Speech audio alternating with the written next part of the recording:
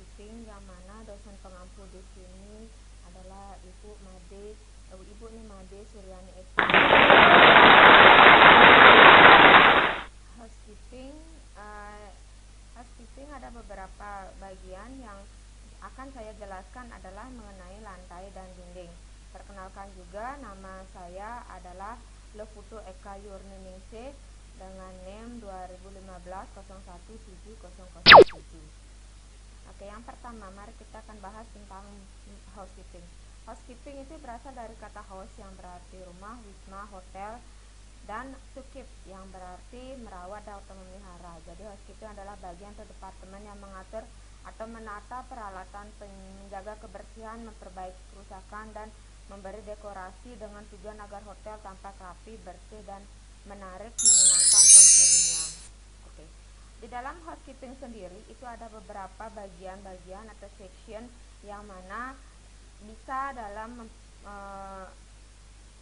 membersihkan area hotel tersebut. Yang salah satunya adalah public area.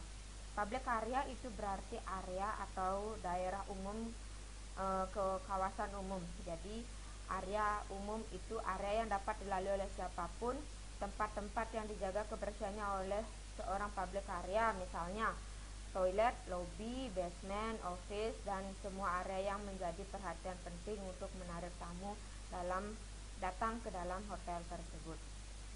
Oke.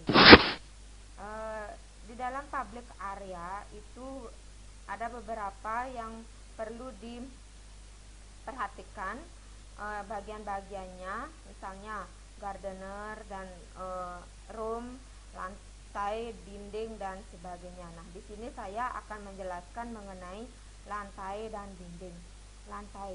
Lantai berfungsi untuk memperindah ruang dan membentuk karakter ruang hotel. Lantai sendiri adalah bagian dasar sebuah ruang yang memiliki peran penting untuk memperkuat eksistensi objek yang berada di dalam ruang tersebut. Oke, yang kedua yaitu dinding. Dinding adalah salah satu elemen bangunan yang berfungsi memisahkan dan membentuk ruang.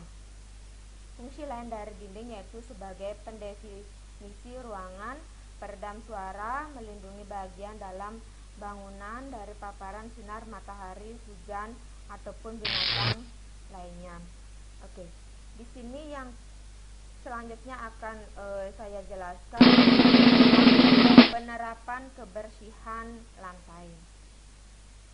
Penerapan kebersihan lantai di hotel memiliki tujuan membersihkan area lantai dari sampah maupun noda lainnya. Adapun beberapa yang perlu diperhatikan dalam kebersihan lantai yaitu: 1. Jenis-jenis alat pembersih yang sering digunakan, misalnya sapu, mop, sikat atau brush, kemudian penampung debu, tempat sampah, penjebak debu, floor squash, vacuum cleaner, floor mesin, carpet mesin, ataupun blower.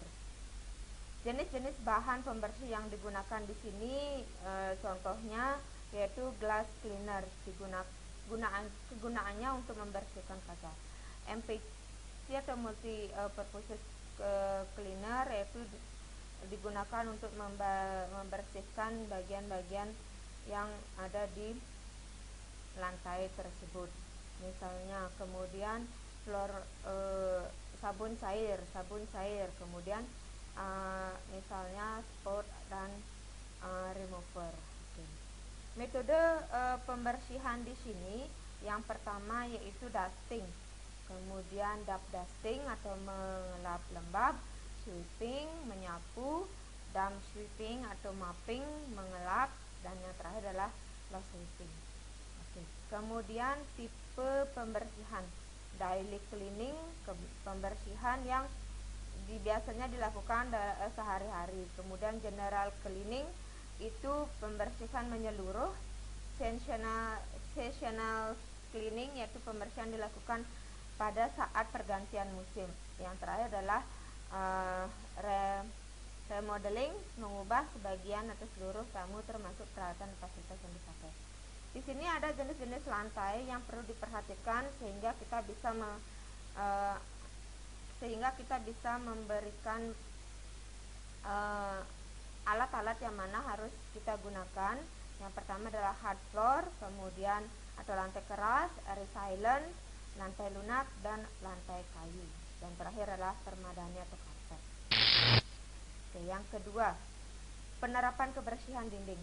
Tujuan dari penerapan kebersihan dinding adalah untuk membersihkan noda dan kotoran dan noda pada dinding. Adapun beberapa hal yang perlu diperhatikan dalam penerapan kebersihan di dinding ini, yaitu yang pertama, peralatan yang digunakan.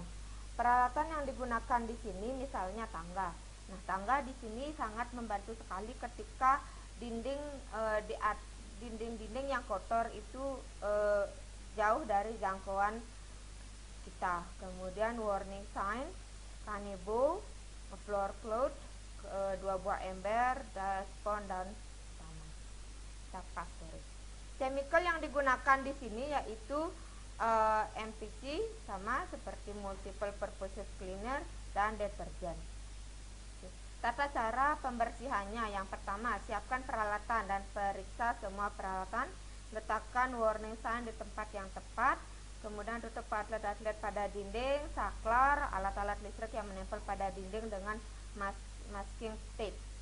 Letakkan kain floor cloth. Kemudian jika dinding dicat dan menggunakan wallpaper, periksa apakah materialnya mudah luntur atau tidak, dan seterusnya. Kemudian yang terakhir yaitu petunjuk keselamatan kerja. Di sini juga perlu diperhatikan ketika kita membersihkan dinding yang ada di luar jangkauan kita, yaitu periksa dahulu material, apakah cat dinding ataupun wallpaper. Yang kedua, tutup outlet pada dinding, saklar, listrik dan aksesoris lainnya, sehingga kita bisa membersihkan dinding sehingga dinding terbebas dari kotoran dan noda.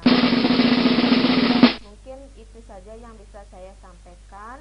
Jika ada hal yang kurang berkenan, saya mohon maaf. Saya mohon masukan dan juga hal-hal yang perlu saya perbaiki sehingga ke depan bisa lebih baik lagi. Terima kasih.